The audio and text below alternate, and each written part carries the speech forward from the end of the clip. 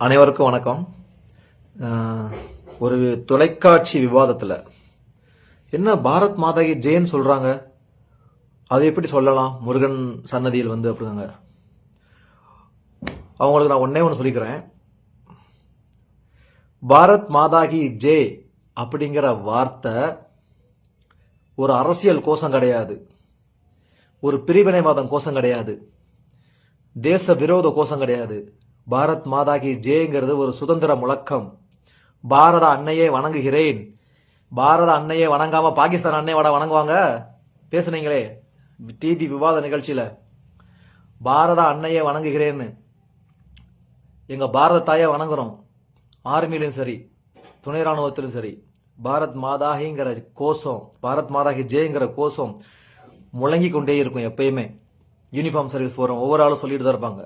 அந்த கோஷம் ஒரு பிரிவினவாத கோஷம் கிடையாது, இந்திய சுதந்திர முழக்கம்.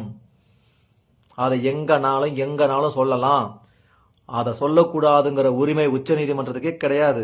பாரத் மாதாகி ஜெயங்கிற கோஷம் முழங்கக்கூடாதுன்னு சொல்ற அதிகாரம் யாருக்குமே கிடையாது. அது ஒரு சுதந்திர முழக்கம். மார்தட்டி சொல்லுவாங்க, பாரத் மாதாகி ஜெய், பாரத் மாதாகி ஜெய், பாரத் மாதாகி ஜெய்ன்னு சொல்லுவாங்க. 1000 வாட்டி 1,00,000 வாட்டி சொல்லுவாங்க. ஏன்னா பாரத நாடு, பாரத நாட்டில் பாரத தாய்க்கு வணக்கம் சொல்லாம பாகிஸ்தான் தாய்க்கான வணக்கம் சொல்லுவாங்க. சுவாமி சரணம் ஐயப்பா.